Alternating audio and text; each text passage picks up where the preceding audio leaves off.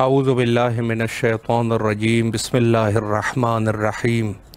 الحمد للہ رب العالمین والصلاة والسلام علی اشرف الانبیاء والمرسلین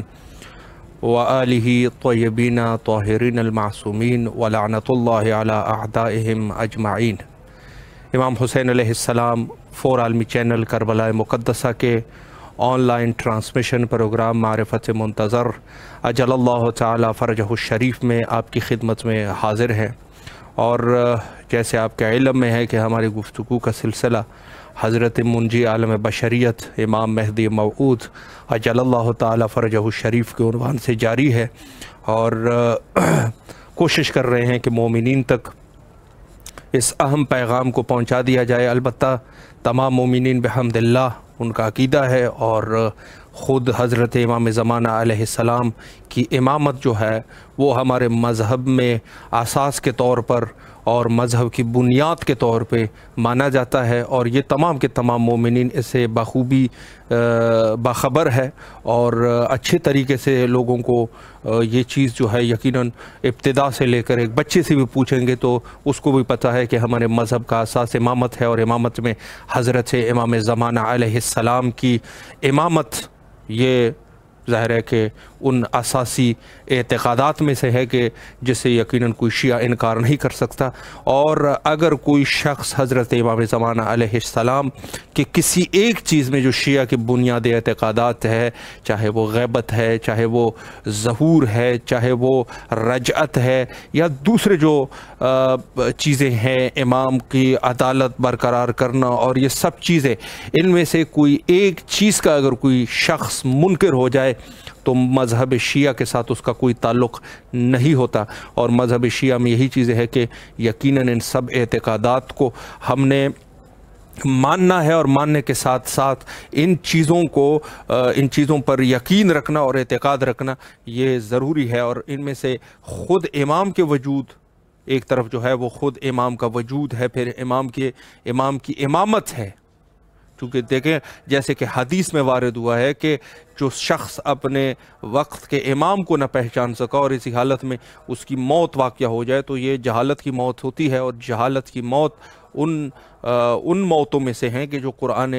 مجید فرقان حمید میں جو 8 قسم کے لوگوں کے اوپر لعنت کی گئی ہے، جو لسٹ ہے، ایک لعن کا ایک لسٹ ہے، کفار ہے، مشرکین ہے، ان کے ساتھ جو ہے ایک شخص جو ہے وہ جاہل بھی ہے۔ تو آج کے ہمارے معزز مہمان حجت الاسلام المسلمین علی جناب مولانا سید حسن جواد زیدی صاحب ہمارے ساتھ موجود ہے۔ انشاءاللہ العزیز گفتگو کا سلسلہ آگے بڑھاتے ہیں اور حضرت کے علم اور معلومات سے انشاءاللہ استفادہ کرتے ہیں۔ السلام علیکم ورحمۃ اللہ وبرکاتہ۔ وعلیکم السلام ورحمۃ اللہ وبرکاتہ۔ حضور خیریت سے ہیں؟ انشاءاللہ طبیعت مزاج بخیر ہے؟ الحمدللہ آپ لوگوں کی دعائیں ہیں۔ سلامت رہے۔ سب سے پہلے تو امام حسین علیہ السلام ٹی وی کے تمام اراکین کی طرف سے آپ کے نہایت ہی ممنون اور مشکور ہے کہ آپ نے اپنے مصروفیات میں سے یہ وقت نکالا اور ہمیں خدمت کا موقع فراہم فرمایا۔ جی اور میں بھی بہت شکر گزار ہوں پروفیسر ناب کا اور امام حسین ٹی وی کا کہ خدمت کا موقع دیا کہ میں زمانہ کے حوالے سے اس کی باتیں مومنین کے سامنے پیش کر سکیں۔ سلامت رہے، سلامت رہے، شکر گزار ہے آپ کے۔ میں آپ کے اور مومنین کے وقت لیے بغیر سوالات کا سلسلہ آپ کی خدمت میں شروع کرنا چاہوں گا، اور میرا پہلا سوال یہ ہے کہ ظاہر ہے کہ آج کی دنیا میں اگر ہم دیکھیں تو یقیناً آج کل کے دور میں ظاہر ہے کہ ٹی وی ہے اور سوشل میڈیا ہے، ساری یہ چیزیں جہاں پر خبروں میں ہم دیکھتے ہیں کہ ظلم ہے، بربریت ہے، مشکلات ہے، بے انصافی ہے، تو ان سب واقعات کے باوجود وقت کے امام حضرت امام زمانہ علیہ السلام کیوں سکوت فرما رہے ہیں، کیوں خاموشی اختیار کر رہے ہیں؟ اس پر اگر ایک وضاحت ہو جائے۔ اعوذ باللہ من الشیطان الرجیم، بسم اللہ الرحمن الرحیم، الحمدللہ رب العالمین والعاقبۃ للمتقین والصلاۃ والسلام علی محمد صلی اللہ علیہ وسلم۔ جی جیسا کہ آپ نے سوال کیا کہ پوری کائنات میں بہت سے مقامات ایسے ہیں کہ ظلم بہت زیادہ ہے اور امام کو ظہور کر دینا چاہیے ظلم کو دیکھتے ہوئے۔ جی دیکھیے سب سے پہلی بات تو یہ ہے، جہاں تک ظلم کی بات ہوتی ہے تو یہ کسی بھی امام نے نہیں کہا ہے کہ صحیح ظلم سے صرف میں ہی بچاؤں گا تمہیں، صحیح ہماری کوئی ذمہ داری نہیں ہے ظلم کے خلاف آواز اٹھانے کی۔ جی ایسا کسی امام نے نہیں کہا، بلکہ معصومین نے فرمایا ہے کہ ظلم کے خلاف جتنی تاخیر سے آواز اٹھاؤ گے قربانی اتنی ہی زیادہ دینی پڑے گی۔ صحیح تو صحیح معصوم کا یہ فرمانا اللہ کی طرف اشارہ کرتا ہے کہ آپ کو ظلم کے خلاف آواز اٹھانے کے لیے امام کا انتظار نہیں کرنا ہے، جی بلکہ جو آپ کے بس میں ہے، جو آپ کے بس میں ہے وہ آپ کو کرنا ہے۔ بے شک اگر آپ ظلم کے خلاف آواز اٹھا سکتے ہیں، آپ کو آواز اٹھانا ہے، اس کے خلاف آپ کس کے اعتبار سے لڑ سکتے ہیں، آپ اس اعتبار سے لڑنا ہے۔ لیکن اور ہم نے بہت سے مقامات پر دیکھا بھی ہے کہ ظلم کے خلاف آواز اٹھائی گئی اور وہاں پر دیکھا گیا کہ ظالم کو فراری اختیار کرنی تھی اور مظلوم کامیاب ہو گئے۔ یہ صحیح اسلامی درسیات میں سے ہے کہ آپ کو آواز ضرور اٹھانی۔ یہ اور بات ہے کہ دیکھیے امام نے ہمیشہ سے یہ فرمایا ہے کہ دیکھو کوشش کرنا تمہارا کام ہے جی اور اس کام کو انجام تک پہنچانا ہمارا کام ہے۔ سبحان اللہ اگر ظلم کے خلاف آواز اٹھا رہے ہیں اور آپ کی آواز اتنا زور نہیں ہے کہ ظلم کو ختم کر سکے، لیکن پھر بھی آپ اپنی پوری طاقت و توانائی کے ساتھ ظلم کے خلاف آواز اٹھا رہے ہیں تو جی امام یہ دیکھیں گے کہ میرا چاہنے والا کوشش پوری کر رہا ہے اور جو کمی ہے وہ امام اپنے اعجاز کے ذریعے سے پوری کر دیں گے۔ یہ سبحان اللہ احادیث معصومین سے صاف بات ظاہر ہو رہی ہے۔ بے شک اور اس کے علاوہ کہا جائے کہ امام ساکت ہیں اور ظلم ہو رہا ہے، دیکھیے امام کے ساکت نہ ہونے کی سب سے بڑی دلیل تو یہ ہے کہ ہم زندہ ہیں، جی اس لیے کہ معصوم ارشاد فرماتے ہیں کہ اے میرے چاہنے والوں، جی اگر ایک پل کے لیے، خصوصاً امام زمانہ کا ارشاد ہے کہ جی ایک پل کے لیے بھی اگر میں اپنی نگاہ رحمت تو ہٹا لوں تو تم کائنات میں زندہ نہیں رہ سکتے۔ اللہ اکبر تو ہمارا زندہ رہنا اس بات کی طرف اشارہ کر رہا ہے کہ نہیں، کوئی امام ہے جو خاموش نہیں ہے بلکہ وہ اپنے اعجاز کے ذریعے سے ہماری حفاظت کر رہا ہے۔ بے شک اور اس کے علاوہ اور میرے ذہن میں آتی ہے جو کہ بہت سے لوگ اشکال کرتے ہیں عریضے کے حوالے سے کہ آپ عریضہ لکھتے ہیں اور اس کا جواب نہیں آتا ہے۔ دیکھیے جواب علماء کرام نے دیا ہے کہ دیکھیے عریضے کا جواب کا مطلب یہ نہیں ہوگا کہ ہم نے خط لکھا تو خط میں واپس سے ایک خط آیا جواب کے طور پر۔ ہم عریضے میں اپنی حاجات لکھتے ہیں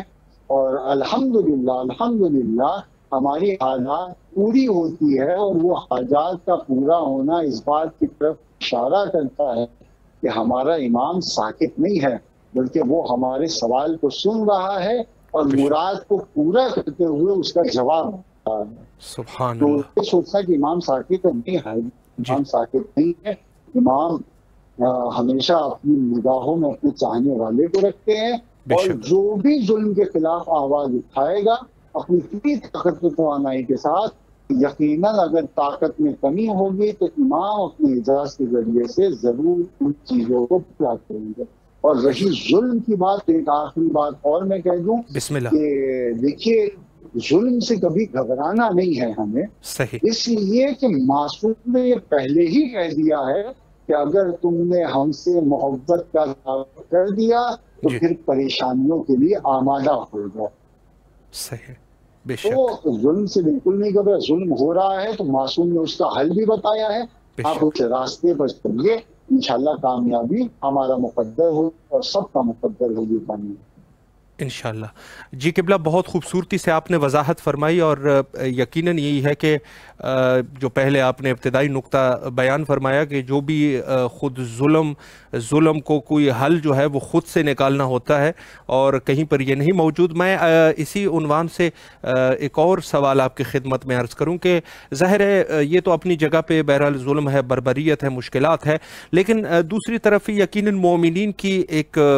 دعاؤں کا سلسلہ بھی ہے، دعائیں کر رہے ہیں امام زمان علیہ السلام کے ظہور کے لیے، اور بہت سارے اور وجوہات بھی ہے کہ یقیناً وقت کے امام جو غیبت کے پردے میں ہیں، اور لوگوں کی ایک خاص محبت ہے امام سے کہ سب چاہتے ہیں کہ امام تشریف لائیں۔ تو ان سب کاوشوں کے باوجود امام زمانہ علیہ السلام کی ظہور میں کیوں تاخیر واقع ہو رہی ہے، اس پر بھی اگر ایک وضاحت ہو جائے۔ دیکھیے، جیسا کہ آپ نے سوال کیا، اور اس میں ایک تلخ حقیقت یہ بھی ہے جی کہ واقعہ کربلا میں جو ہوا اس کے بعد پروردگار یہ چاہتی ہے کہ اس کو دہرایا جائے۔ جیسا کہ امام حسین کو خطوط لکھے گئے تھے، اور اس کے بعد یہ نوبت آئی کہ امام کا ساتھ دینے والا کوئی نہیں تھا۔ تو میں اکثر اپنی مجلسوں میں یہ بات کہتا ہوں کہ امام سے دعویٰ کرنا کہ ہم مدد کریں گے، اس سے زیادہ یہ بہتر ہے کہ آپ کوشش کریے اور دعا کریے کہ امام جب آپ کا ظہور ہو تو ہمارا شمار آپ کے انصار میں سے ہے۔ کیونکہ دعوے ہم نے دیکھے ہیں تاریخ میں بہت سے لوگوں نے کرے، اور لیکن جب امام نے امتحان لیا تو امتحان میں کامیاب نہیں ہو سکے۔ صحیح۔ تو جیسا کہ تاریخ میں ملتا ہے کہ اللہ میں شیخ علی رہا کرتے تھے کہ جو امام زمانہ سے بہت لگاؤ رکھتے تھے، جی بے انتہا لگاؤ تھا۔ اور مومنین جیسا کہ اس زمانے میں بھی اپنی دعاؤں میں ہر کام میں امام کو یاد کرتے ہیں، امام کو پکارتے ہیں، اور کہیں نہ کہیں ان کے ذہن میں یہ خیال آتا ہے کہ امام ظہور کیوں نہیں کر رہے ہیں۔ صحیح۔ تو ان کے بھی ذہن میں یہ خیال آیا، اور ان کا جذبہ اس قدر تھا کہ علماء بیان کرتے ہیں کہ جناب شیخ علی جو تھے انہوں نے ہلا کے بہت مومنین کے دل میں وہ جذبہ پیدا کر دیا کہ امام کے ظہور کی دعا کیجیے، اور امام ہر وہ کام کریے کہ جس سے امام کے ظہور میں تعظیم ہو۔ تمام یہاں تک کہ تقریباً ہلا کی کافی تعداد میں لوگ ایسے ظاہر، مطلب ان کا ایک بہت بڑے عالم تھے، ان کو یہ لگا کہ امام کتنے آنے والے ہیں اور امام کتنے جانسار ہیں۔ تو انہوں نے تاریخ کہتی ہے، انہوں نے امام سے دعا کی پروردگار کی بارگاہ میں کہ مولا اتنے آپ کے چاہنے والے ہیں، مولا میں گواہی دیتا ہوں اتنے آپ کے آنے والے ہیں، آپ ظہور کیوں کر، مولا اگر آپ ظہور کر دیں تو پھر آپ کی کوئی پریشانی نہیں ہوگی، آپ کی کوئی مشقت نہیں ہوگی۔ لیکن جب تاریخ کہتی ہے کہ ایک موقع وہ بھی آیا کہ دیکھیے ہر چیز جو ہے وہ آنے والے وقت میں یاد رکھنے کے لیے ہوتی ہے۔ یہ واقعہ بھی ہم کو ہمیشہ یاد رکھنا چاہیے اور اس سے عبرت حاصل کرنا چاہیے۔ تاریخ کہتی ہے کہ امام ان کے سامنے آئے اور امام نے ان سے کہا کہ اے علی جاؤ جا کے جتنے بھی تمہاری نظر میں مومنین ہیں جنہوں نے یہ دعویٰ کیا ہے کہ ہم امام کا ساتھ دیں گے، ان کو بلا کے لاؤ، اور ساتھ میں ایک پرستار کو بھی بلا لینا اور دو علمی کے گھر آ جانا چھت پر۔ اب تمام معذرہ ہو گیا۔ اب کہتی ہے کہ گھر میں جو ہے تو دنبا اور پہلے آ جاتا ہے، اور سارے جتنے بھی دعوے دار ہیں جنہوں نے کہا ہے کہ ہم امام کا ساتھ دیں گے، ہم امام کا ساتھ دیں گے، وہ سب باہر، گھر کے باہر پورا مجمع بھرا ہوا ہے، پورے ہلا کے لوگ شیخ علی کے گھر کے پاس جمع ہو چکے ہیں۔ اتنے میں امام نے حکم دیا کہ شیخ علی باہر جاؤ اور جا کر تمہاری نظر میں جو سب سے معتبر آدمی ہو کہ جو تم کو لگے یہ تو امام کا ساتھ پکا دے گا، یہ تو یقیناً امام کا ساتھ دے گا، جاؤ اس ایک شخص کو بلا دے گا۔ اب ایک شخص کو بلا کے لے کر آیا گیا اور وہ اندر لے گئے، اور امام نے کہا کہ یہ جو پرنالہ تمہاری چھت سے نیچے کی طرف جا رہا ہے اس کے پاس جا کر کڑھائی سے کہو کہ ایک دمبے کو ذبح لے اور اس پرنالے میں پاؤ۔ اس شخص کا اندر آنا تھا، امام نے حکم دیا، دمبا ذبح ہوا، خون پرنالے سے نیچے گیا۔ جتنے بھی مومنین تھے باہر، جتنے بھی لوگ دعویٰ کرنے والے تھے کہ ہاں امام کا ساتھ دیں گے، انہوں نے دیکھا کہ جیسے ہی ایک شخص گیا فوراً خون باہر آیا، ان کا ایمان ڈگمگا گیا۔ ان کے ذہن میں آ گیا کہ جب یہ اتنا معتبر آدمی ہو کر صحیح امام کی نظر میں ایسا نہیں ہے کہ امام اس کو زندہ چھوڑیں، جی اس کو امام نے زندہ کر دیا، اس کی گردن کاٹ دی، تو ہماری کیا حیثیت، ہماری کیا اوقات؟ تو تاریخ کہتی ہے کہ وہ جو مجمع بھرا ہوا تھا، اس جی مجمع سے کافی تعداد میں لوگ چلے گئے واپس، کہ ارے ہم اس لائق نہیں کہ امام کی نصرت کریں، خوف کی وجہ سے چلے گئے۔ اب بتاتے ہیں علماء کرام کرتے ہیں کہ اس کے بعد شیخ علی سے امام نے کہا کہ جاؤ دوسرے شخص جو تمہاری نظر میں کوئی معتبر ہو اس کو بلا کے لے کے آؤ۔ بھی لایا گیا، اور بلانے کے بعد امام نے اسی کی وجہ سے حکم دیا کہ دمبے کو پرنالے کے پاس ذبح کرو، ایسے ذبح کرو کہ خون پرنالے سے نیچے کی طرف ہے۔ اور جب دوسرے کو ذبح کیا، اس کے بعد ارے وقت کا امام شیخ علی سے جا کے کہتا ہے کہ شیخ علی اب ذرا باہر جا کے دیکھو کہ کتنے ایسے لوگ ہیں جو میری مدد کے لیے تیار ہیں۔ اب تاریخ کہتی ہے، علماء نے بیان کیا کہ اب شیخ علی جب باہر جاتے ہیں تو دیکھتے ہیں کوئی بندہ بھی ان کو نہیں۔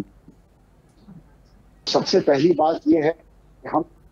کہ ہم دعویٰ کرتے ہیں صحیح امام کی نصرت کا کرتے ہیں، کہ اگر ایسا ہمارا دعویٰ ہے کہ جب امام چھوٹا سا امتحان دے تو ہم ڈگمگا جائیں، تو ہم کو پہلے اپنی اس کمی کو دور کرنا چاہیے۔ جی اور اس کے علاوہ جو تاریخ کے اعتبار سے معصومین کو کہا جائے کہ تاخیر کیوں، کہ دیکھیے چھٹے امام محمد جعفر صادق علیہ السلام ارشاد فرماتے ہیں اللہم صلی علی محمد وعلی محمد، کہ جو غیبت کبریٰ ہے وہ اس وجہ سے غیبت کو خدا نے اس وجہ سے قرار دیا ہے جی تاکہ اس غیبت کے ذریعے سے نیک بندوں کو اور باطل پرست کو پہچانا جائے۔ صحیح یہ غیبت ایک امتحان ہے، اللہ لیکن اکبر ہر انسان یہ بہت جانتا ہے کہ بھیجا گیا ہے تو امتحان کے لیے بھیجا گیا ہے۔ جی تو اصل میں یہ غیبت کبریٰ ہم سب کا امتحان ہے، جہاں پر رسول نے یہ کہا ہے کہ مجھے فخر ہے آخری امت پر کہ وہ مجھے غیر دیکھ کے ایمان لائے گی، اس کے ساتھ مشکلات بھی ہیں کہ اتنا آسان نہیں ہے اس دور سے گزرنا۔ آپ اپنے ایمان کے گھمنڈ کو تھامے رہیے اور یقین رکھیے، کوئی اشکال آپ کے ذہن میں آئے تو فوراً اس کا سوال کریے، علماء کرام سے اس اشکال کو دور کریے، ورنہ یہ تو امتحان کا سخت موقع ہے۔ اور اس کے علاوہ ایک اور چھٹے امام کی حدیث اس سلسلے سے میں بیان کر دوں بسم اللہ کہ غیبت کے سلسلے سے اور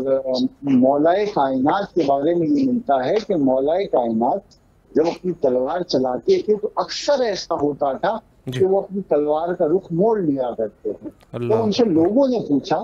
کہ مولا ایسا کیوں کرتے ہیں آپ؟ تو امام نے ارشاد فرمایا کہ میں تلوار 70 نسلیں دیکھ کے چلاتا ہوں، اور میں یہ بات دیکھتا ہوں کہ ان 70 نسلوں میں تو مومن تو نہیں ہے، کہ میرے تلوار چلانے سے پتہ چلا وہ مومن اس کائنات میں نہ آ سکے۔ اب یہاں پر چھٹے امام ارشاد فرماتے ہیں کہ قائم اس وقت ظہور کریں گے کہ جب وہ لوگ جن کو مولائے کائنات نے اپنی تلوار کا رخ موڑ کر چھوڑ دیا، یہ سوچ کر نسل میں کوئی مومن آنے والا ہے، جب تک وہ تمام مومنین کافرین کے صلبوں سے ظاہر نہیں ہو جائیں گے ظہور نہیں کریں گے، ظاہر ہو جائیں گے الحمدللہ پھر امام ظہور کریں گے، کیونکہ امام زمانہ کے آنے کے بعد وہ مولائے کائنات کا انداز نہیں ہوگا تلوار چلانے میں رخ موڑ جائے۔ پھر امام زمانہ جب آئیں گے تو یک بار کی تلوار چلائیں گے، اس لیے تو اس کے بعد کوئی بھی ایسا مومن نہیں ہوگا کہ جو کافر کی صلب میں ہو۔ اور الحمدللہ ہم مومنین سے یہ کہتے ہیں وہ دعا کریں اور مایوس نہ ہو، اس لیے کہ مایوسی کفر ہے۔ جہاں تک ان مومنین کی بات کہ جو کافرین کی صلبوں میں ہیں، تو پروردگار اس بات پر قدرت رکھتا ہے کہ جو مومنین 100 سال یا 200 سال بعد کافرین کی آنے والے ہیں ان کو جلد سے جلد اس کائنات میں لے آئے۔ تو آپ یہ نہ سوچیے کہ آپ کی دعا کرنے کا کوئی فائدہ نہیں ہے، آپ دعا کریے، دل کی گہرائی سے دعا کریے، پروردگار قادر مطلق ہے، وہ ایمان کی ظہور کو جلد سے جلد فرمائے گا اور ہم سب ایمان کے دیدار سے مشرف۔ انشاءاللہ انشاءاللہ۔ قبلہ بہت ہی خوبصورتی سے آپ نے وضاحت فرمائی۔ اس میں سے آپ نے اشارہ فرمایا کہ غیبت کبریٰ کا دور جو ہے وہ یقیناً مومنین کے لیے، بلکہ جتنے بھی خلائق ہیں البتہ ان کے لیے، سب کے لیے امتحان کا دور ہے۔ تو ظاہر ہے اگر ہم غیبت میں دیکھیں تو غیبت میں ایک تو یہ غیبت کبریٰ کا دور ہے، اور اس سے پہلے جو ہے وہ غیبت صغریٰ کا دور رہ چکا تھا۔ تو میں عرض کروں کہ اس عنوان سے بھی میں ایک سوال کرنا چاہتا ہوں کہ غیبت کبریٰ اور غیبت صغریٰ میں بنیادی کیا فرق تھا، اس پر بھی اگر ایک روشنی ہو جائے۔ جی دیکھیے، جہاں تک غیبت صغریٰ اور غیبت کبریٰ کے فرق کی بات ہے، تو اگر معنوی اعتبار سے فرق کریں تو صغریٰ کہتے ہیں چھوٹی یا چھوٹے کو، اور کبریٰ کہتے ہیں بڑی یا بڑے کو۔ تو اگر غیبت صغریٰ کہیں تو اس سے سمجھ میں آتا ہے چھوٹی غیبت، اور غیبت یعنی بڑی غیبت۔ اور جیسا کہ اور دوسرے اعتبار سے دیکھا جائے تو فرق بتایا گیا ہے، غیبت صغریٰ میں ناظرین جو تھے وہ خاص تھے، صحیح، اور غیبت کبریٰ ہے وہ عام ہے۔ خاص اس معنی میں کہا جاتا ہے کہ جو نائبین تھے، مثلاً جناب عثمان بن سعید ہوں، یا ان کے بیٹے محمد بن عثمان ہوں، یا حسین بن دو ہوں، یا علی بن محمد سموی ہوں، یہ وہ لوگ تھے کہ جن کو امام نے خود معین کیا تھا۔ صحیح، اس میں سے کچھ لوگ تو ایسے ہیں جنہوں نے 10ویں امام اور 11ویں امام کا دور دیکھا ہے، اور اسی زمانے میں یہ طے ہو گیا تھا کہ آنے والے زمانے میں یہ نائبین میں سے ہوں گے، اور امام نے مشخص ہے کہ یہ نائبین ہیں۔ اور غیبت کبریٰ کی بات کریں تو ظاہر سی بات ہے کہ اس میں امام نے کسی کو مخصوص نہیں کیا ہے کہ ہاں یہ ہمارا نائب ہے، اور یہ امام نے صاف الفاظ میں بھی کہہ دیا کہ اگر کوئی دعویٰ کرے کہ ہاں میں امام کا نائب ہوں، امام نے مجھے معین کیا ہے، تو وہ جھوٹا شخص ہے، اس لیے کہ اس زمانے میں نہ کسی ہو سکتی ہے، اس اعتبار سے کہ کوئی یہ دعویٰ نہیں کر سکتا امام کا ہوں۔ وہ بات الگ ہے کہ امام آپ سے ملاقات کریں، ایسا بہت سے واقع ہے کہ امام نے ملاقات کی، لیکن یہ نہیں جیسا کہ غیبت صغریٰ میں تھا کہ جو ناظرین تھے ان کو پتا تھا کہ امام سے کہاں پر ملاقات ہو سکتی ہے، اور کہاں سے ملاقات ہو سکتی ہے، اور کس اعتبار سے ملاقات ہے، اور وہ حالات غیبت کبریٰ میں نہیں ہیں۔ اس لیے کہ غیبت کبریٰ میں معصوم نے عمومی حکم دیا ہے کہ جو بھی دین کو پہچانے، دین کو قرآن و حدیث کے اعتبار سے سمجھے، حلال سے حلال کام کرے، اور واجبات کو انجام دے، اور حرام کام سے پرہیز کرے، اور جو تمہاری نظر میں سب سے زیادہ علم رکھتا ہو، وہ تمام شرائط۔ اب یہ نہیں کہ فلاں حسب فلاں نسب والے شخص، بلکہ یہ شرائط جس میں بھی ملے آپ اس کی تقلید کریے اور آپ اس کے نقش قدم پر چلیے۔ یہ دوسرا۔ اور تیسری غیبت صغریٰ میں جو نائبین تھے ان کا کام پیغام بری کا تھا۔ صحیح، اگر کوئی مومنین سوال ہے تو امام کی خدمت میں لے کے گئے، ان کو اپنے ذہن کو حرکت نہیں دینی ہے، یہ میں جواب اپنی طرف سے دے دوں۔ کسی مومنین نے سوال کیا، معصوم کے پاس لے کے گئے، امام کے پاس لے کے گئے، امام نے اس کا جواب دیا اور خدمت کو پیش کر دیا، انہوں نے تمام پہنچا دی۔ جو بھی مشکلات ہو، جو بھی سوالات ہو، چاہے امام کی غیبت کے حوالے سے ہو، چاہے امام کے ظہور نہ ہونے کی وجہ سے ہو، یا امام کیوں غیبت میں گئے، جتنے بھی سوالات ہو امام کی خدمت پہ جاتے تھے اور امام اس کا حل کر دیتے تھے، اور وہ تمام حل ہو جاتے تھے۔ یعنی ان کا کام پیغام بری کا تھا۔ یہاں پر ایک بات یہ بھی ہو سکتی ہے کہ غیبت صغریٰ اور کبریٰ میں فرق یہ ہے کہ جو وہ نائبین تھے ان میں آپ کو سوالات کے جوابات میں آپ کو شک کرنے کا کوئی گمان بھی پیدا نہیں ہو سکتا ہے، صحیح، کیونکہ جو بھی کہا گیا ہے وہ امام نے فرمایا ہے۔ یعنی اس میں نہ قرآن کے اعتبار سے استدلال کیا گیا ہے، نہ حدیث کے اعتبار سے استدلال کیا گیا، کوئی استدلال نہیں، امام نے فرمایا ہے تو بس وہی حق ہے۔ لیکن غیبت کبریٰ کی بات جو ہے، وہ غیبت کبریٰ کی بات یہ ہے کہ یہاں پہ قرآن و حدیث کے ذریعے سے نائبین استدلال کرتے ہیں، اور کہیں نہ ذہن میں یہ اشکال آ سکتا ہے کہ ہو سکتا ہے کہ جو مجتہدین نے فتویٰ دیا اس میں کہیں نہ کہیں یہ گمان آ سکتا ہے کہ یہ صحیح نہ ہو۔ صحیح۔ کس اعتبار سے؟ حالانکہ ہمارے معصومین نے یہ ارشاد فرما دیا ہے کہ اگر مجتہد کوئی فتویٰ دیتا ہے اور وہ فتویٰ غلط بھی ہو تو اس کو ثواب بھی ملے گا، لیکن اگر وہ فتویٰ صحیح ہوا تو دگنا ثواب ملے گا۔ سبحان اور اللہ۔ جیسی غیبت صغریٰ میں بظاہر امام کی مدد کیا کرتے تھے، غیبت کبریٰ میں ایسا نہیں ہے کہ امام مدد نہیں کرتے ہیں۔ ہاں، میں نے یہ عرض کیا کہ کوئی یہ دعویٰ نہیں کر سکتا کہ میں امام سے ملاقات کرتا ہوں، لیکن ہاں یہ بات تو حق ہے کہ امام جب چاہیں جس کی ملاقات کر سکتے ہیں، اور اگر وہ کوئی مجتہد ہو جس کی تقلید پوری کائنات میں کی جاتی ہو تو وہ تو بدرجہ اولا امام چاہیں گے کہ اگر وہ کسی پریشانی میں ہے، اس کے پاس کسی سوال کا حل نہیں ہے یا اس سے کوئی خطا ہو رہی ہے تو امام فوراً اس کی اصلاح کریں۔ جیسے کہ تاریخ میں ملتا ہے کہ علماء بیان کرتے ہیں، غالباً جناب شیخ مفید کا یہ واقعہ ہے کہ ان کی خدمت میں ایک مردہ حاملہ عورت کو لایا گیا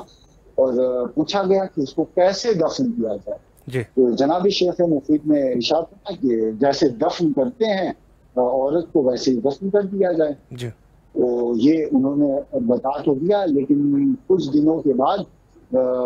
کچھ شخص آئے اور آنے کے بعد کہنے لگے کہ قبلہ آپ نے جو کہا تھا کہ ایسے ہی دفن کر دیا جائے جیسے عام طور سے عورت کو دفن کیا جاتا ہے، ابھی ہم لوگ باہر میت کو لے کر جا رہے تھے کہ آپ نے فوراً ہی فیصلہ بدل دیا کہ نہیں وہ عورت کے پیٹ سے اس کے بچے کو نکالا جائے اور اس کے بعد دفن کیا جائے۔ صحیح۔ جب انہوں نے یہ سنا تو ذہن میں کیا گیا کہ ہاں میں نے غلط فیصلہ کیا تھا لیکن یہ فیصلہ بالکل صحیح ہے۔ تو ان کو یہ لگا کہ شاید ان عوام میں سے کوئی ہے جنہوں نے مجھے برا نہ لگے اس لیے میری اصلاح کے طور پہ اس انداز میں یہ کہہ دیا ہے، کیونکہ ان کو یہ بات بہت بری لگی۔ انہوں نے کہا کہ اب یہ بات میں نے اتنی بڑی غلطی کر دی ہے اور ایسا مسئلہ میں نے بتا دیا ہے، تو انہوں نے یہ فیصلہ کیا کہ آج کے بعد میں پھر کوئی فتویٰ یا کوئی مسئلہ نہیں بتاؤں گا۔ تو تاریخ کہتی ہے، علماء بیان کرتے ہیں کہ امام ان سے ملاقات کرنے کے لیے آئے اور امام نے ارشاد فرمایا کہ اے شیخ مفید، فتویٰ دینا تمہارا کام ہے، اگر اس میں کوئی غلطی ہوتی ہے تو اصلاح کرنا ہمارا کام۔ سبحان اللہ، سبحان اللہ۔ تو یہ سے امام مدد، وہ بات اور ہے کہ غیبت صغریٰ میں امام بظاہر مدد کرتے تھے اور نائبین کو پتا تھا کہ ہاں امام یہاں آئیں گے اور ملاقات کریں گے، اور غیبت کبریٰ میں امام بظاہر تو مدد نہیں کرتے، لیکن اگر کوئی سخت مرحلہ آتا ہے تو آپ کا امام ایسا نہیں ہے کہ نائبین کی مدد نہیں کرتا، بلکہ نائبین عام جو ہیں ان کی بھی امام مدد کرتے ہیں۔ اکثر ایسا ہوتا ہے کہ وہ آپ کے سامنے جواب ایسی صورت میں لے آتے ہیں کہ آپ کو امام کے آنے کی کوئی ضرورت کا احساس ہی نہیں ہوتا، کہ مثال کے طور پر امام کے آنے کی کوئی ضرورت ہی نہیں ہوتی۔ مثال کے طور پر آپ کوئی کتاب اٹھائیں اور اس کو کھولیں اور فوراً ہی آپ کے سامنے وہ جواب آ جائے جس کا سوال کا جواب آپ کو مل نہیں رہا تھا، یا کبھی کوئی مشکل زیادہ ہوتی ہے تو اس اعتبار سے بھی امام اپنے نائبین کی مدد۔ بے شک، بے شک قبلہ، بہت خوبصورتی سے آپ نے وضاحت فرمائی، اور آخری بس ایک سوال آپ کے خدمت عالیہ میں پیش کروں اور پھر آپ کے زحمات تمام، کہ ظاہر ہے یہ دور جو ہے آزمائشوں کا دور ہے اور اس میں کوئی شک نہیں ہے غیبت کبریٰ کا دور ہے۔ اس دور غیبت کبریٰ میں کیسے اپنے وقت کے امام حضرت امام زمان علیہ السلام کی قربت حاصل کی جا سکتی ہے، اس پر بھی اگر ایک وضاحت ہو جائے۔ جی بالکل بالکل۔ دیکھیے، امام سے قربت حاصل کرنے کے لیے سب سے پہلے مومنین کو چاہیے، ہم سب کو چاہیے کہ واجبات کو پابندی کے ساتھ ادا کیا جائے۔ جی، واجبات میں کوئی بھی کمپرومائز، کوئی بھی کمی نہیں ہونی چاہیے۔ ہاں، مستحبات آپ نہیں کر پا رہے ہیں، اس میں گنجائش ہے، اس لیے مستحبات آپ کے درجات میں اضافے کا کام کرتی ہے، اور واجبات آپ کے درجات کو کم کر دیتی ہے اور آپ کو گنہگار بنا دیتی ہے۔ تو سب سے پہلے یہ خیال کریں کہ آپ کے واجبات میں کوئی کمی نہیں ہونی چاہیے، اس لیے کہ جب امام دیکھتے ہیں کہ ہمارا چاہنے والا واجبات کو باقاعدگی سے ادا کر رہا ہے تو امام خوش ہوتے ہیں، اور امام کا خوش ہونا اس بات کی طرف اشارہ کرتا ہے کہ آپ امام سے قریب ہو رہے ہیں۔ صحیح۔ دوسری بات جو معصومین نے ارشاد فرمائی ہے کہ امام سے قربت حاصل کرنے کا یہ بھی طریقہ ہے کہ امام کے لیے ہدیہ دیا جائے۔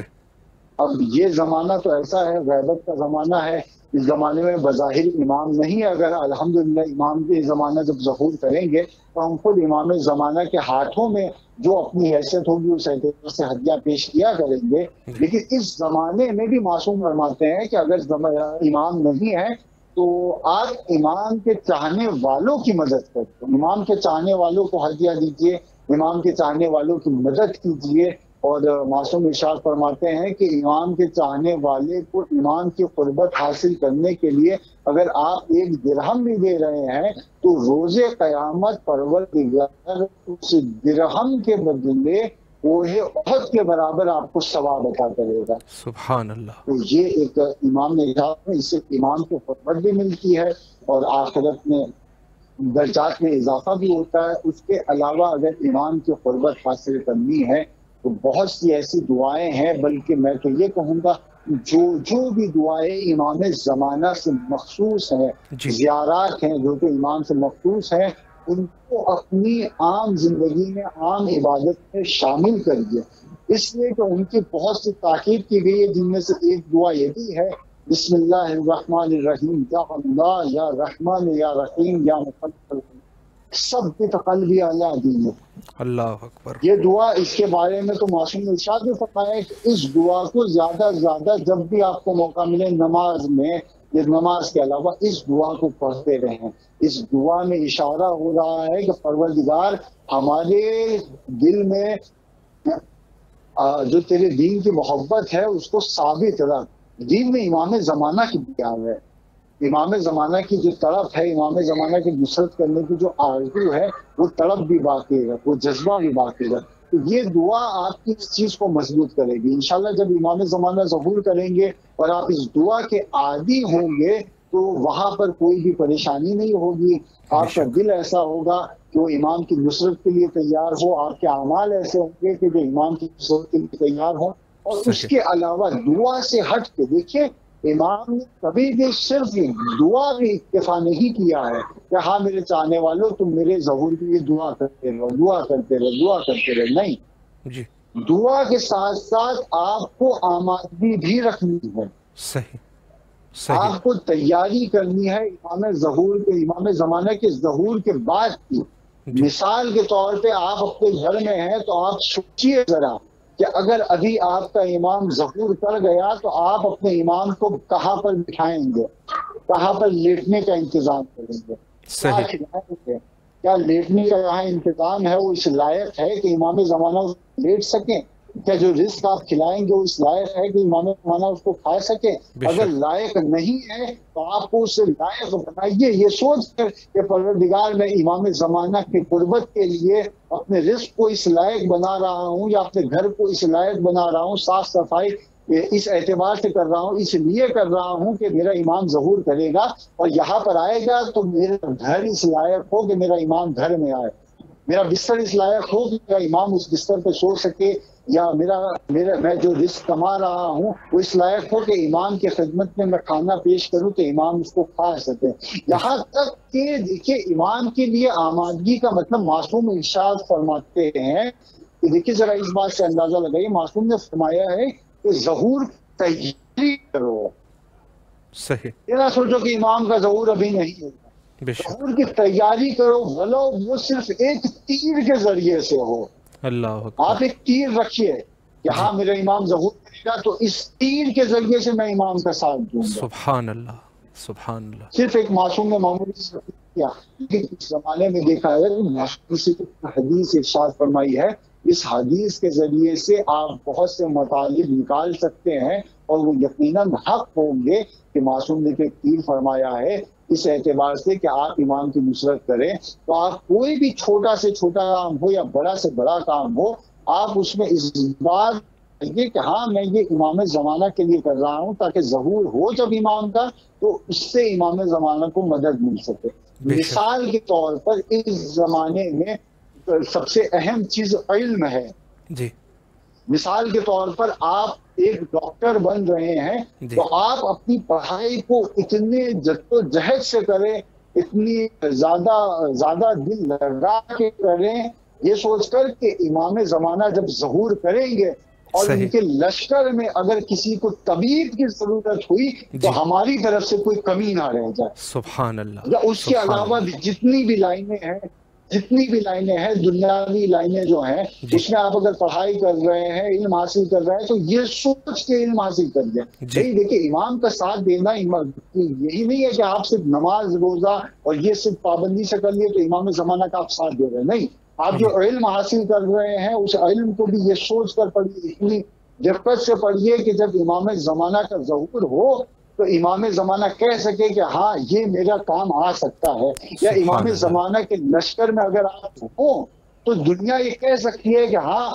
جو دنیا کا سب سے بڑا سائنٹسٹ تھا وہ امام زمانہ کے لشکر میں ہے, جو دنیا کا سب سے بڑا ڈاکٹر تھا وہ امام زمانہ کے لشکر میں ہے, جو دنیا کا سب سے بہترین جتنے بھی علوم ہیں ان میں جو سب سے بہترین تھے وہ امام زمانہ کی طرف چلے گئے. کیوں؟ اس لیے کہ اگر آپ اس جذبے کے ساتھ کہ ہاں مجھے امام زمانہ کے لشکر میں اس علم کے ذریعے سے مدد کرنا ہے, اس جذبے کے ساتھ جب آپ علم حاصل کریں گے تو آپ یقیناً اس مقام تک پہنچیں گے کہ دنیا کہے گی کہ کائنات میں سب سے بڑا کوئی عالم ہے طبی اعتبار سے یا دیگر علم کے اعتبار سے تو وہ یہ شخص ہے. یقیناً اس بات میں کوئی پریشانی نہیں ہوگی. اور اس کے علاوہ اگر زندگی کی بات کی جائے تو میں کہوں کہ آج شب بھی ہے اور جمعہ بھی ہے, تو امام نے معصومین نے ارشاد فرمایا ہے کہ شب جمعہ یا جوز جمعہ ہو تو زیادہ سے زیادہ صلوات پڑھیں گے اور صلوات اس انداز ہے کہ اس کے بعد وعجل فرجہم کیا ہے, اللہم صلی علی محمد وآل محمد وعجل فرجہم. معصوم ارشاد فرماتے ہیں کہ روز جمعہ ویسے تو ہر ثواب کا ہر عمل کا ثواب دگنا ہو جاتا ہے, لیکن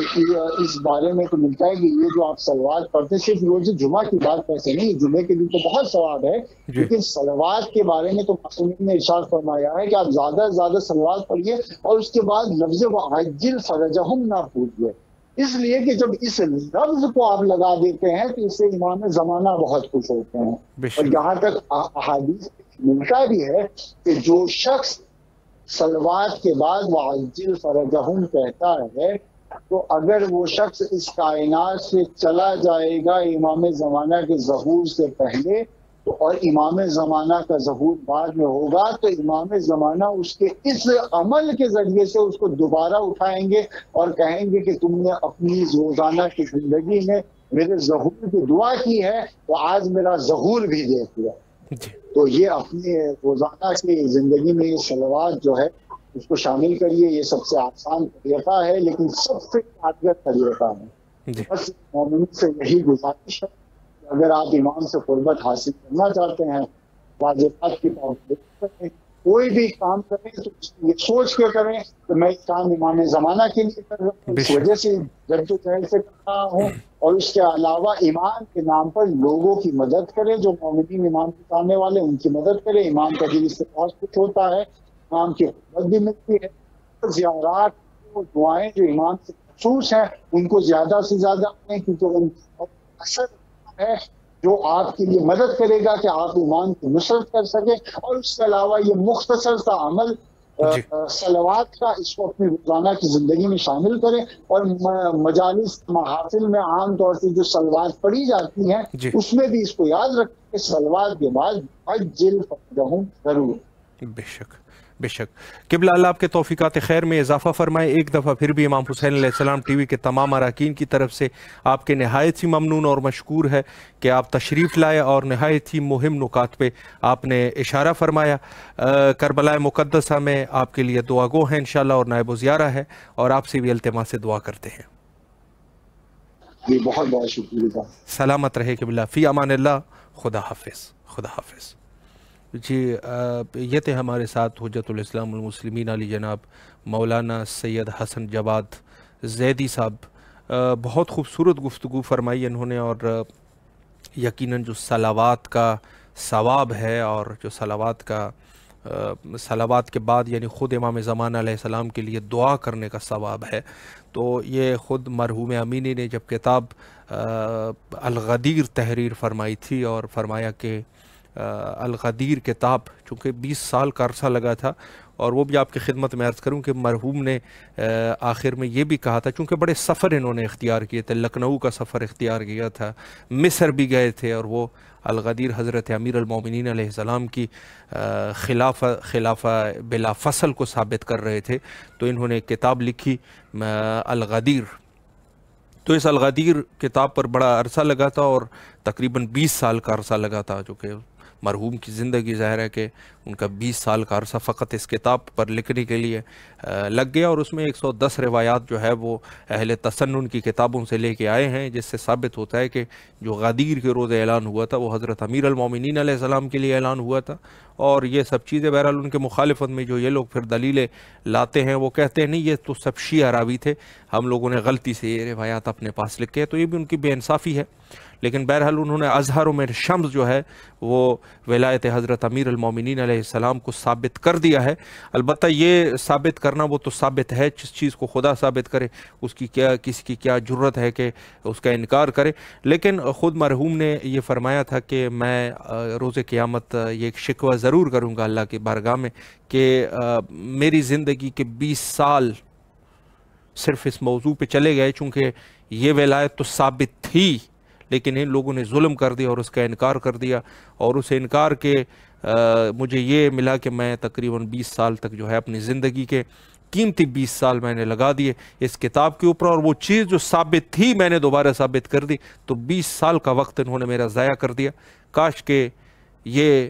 اس مسئلے کو یہ امت جو ہے وہ مان لی تھی، تو میں یہ 20 سال کا عرصہ اس کام پہ نہ لگاتا بلکہ میں کوئی اور کام کر لیتا۔ تو یہ وہ کتاب ہے کہ جو کسی کی آج بھی جرت نہیں ہے کہ جب ہو یہ واضح ہے کہ جب بھی کوئی مخالف اس کتاب کا نام سن لے تو وہ ڈر جاتا ہے، چونکہ یہ وہ کتاب ہے کہ جو ان کے عقائد کو بالکل جا کے کلیئر بتا دیتی ہے۔ اس سے پہلے جو کتاب تھی وہ بھی بہرحال اپنی جگہ پر تھی، اور لیکن اس کے بعد یہ کتاب یعنی خود اباقات لکھی گئی، اباقات سے پہلے کتاب احقاق الحق تھی، اور یہ سب کتابیں اپنی جگہ پہ، لیکن خود الغدیر کی جو ہے وہ یعنی بڑی محنت کی ہے مرحوم علامہ امینی رحمہ اللہ تعالی علیہ، خدا ان کے درجات بلند کرے، اور بہت ہی عظیم کتاب انہوں نے لکھی۔ تو وہ صلوات کے بارے میں یہ عرض کر رہا تھا کہ انہوں نے فرمایا کہ کوئی اگر صلوات کے بعد امام زمانہ علیہ السلام کے ظہور کے لیے دعا کرتا ہے تو وہ میرے ساتھ شریک ہے اس کتاب کے لکھنے کے ثواب میں، یعنی جو کتاب میں نے لکھی ہے تو میں ان کو اپنے ساتھ ثواب میں شریک کر دیتا ہوں، چونکہ یہ جو ہے اس کی اتنی بڑی فضیلت ہے کہ صلوات کے بعد جو بھی امام زمانہ علیہ السلام کے ظہور کے لیے دعا کرتے ہیں، جیسے علامہ صاحب نے ابھی بتایا کہ صلوات کے بعد جو ہے جو واجل فرجہم یعنی امام زمانہ علیہ السلام کے ظہور کے لیے دعا کرتے ہیں، تو یہ مرحوم نے بھی یہی فرمایا تھا کہ میں کتاب الغدیر جو میں نے لکھی ہے اس کے ثواب میں یہ شخص بھی میرے ساتھ شامل ہے کہ جو صلوات کے بعد امام زمانہ علیہ السلام کے ظہور کے لیے دعا کرتا ہے۔ تو بہرحال اس کی بہت بڑی فضیلت ہے، اور امام زمان علیہ السلام کے ظہور کی دعا کے لیے دعا کرنا، لیکن ہاں ہمارے اعمال کچھ صحیح ہونے چاہیے تو پھر دعائیں کرنی چاہیے۔ ایسا نہ ہو کہ خدا نخواستہ روایت جو کہ موجود ہے کتاب شریف بہار میں کہ ایسے لوگ بھی ہوں گے کہ جب امام تشریف لے آئیں گے تو ان سے کہیں گے کہ آپ لوگ جو ہے وہ کثرت سے دعا کرنے والے تھے، کیا تیاری ہے تم لوگوں کی، کیا تیاری کی ہے تم لوگوں نے میرے ظہور کے لیے، اعمال تو تم لوگوں کے اس قدر گئے گزرے ہیں کہ جس کا کوئی اندازہ نہیں، اور بہرحال آپ لوگوں کے جو ہے وہ دعائیں جو ہے آپ لوگ بہت زیادہ کر رہے تھے۔ تو بہرحال ہمارے لیے یہ ہے کہ ظہور کی دعا تو واجب ہے، کرنی چاہیے اور ضروری ہے، لیکن ساتھ ساتھ ہمیں اپنے اعمال اپنے کردار کو بھی صحیح کرنا چاہیے اور اس پر خاص توجہ ہونی چاہیے۔ حجت خدا کے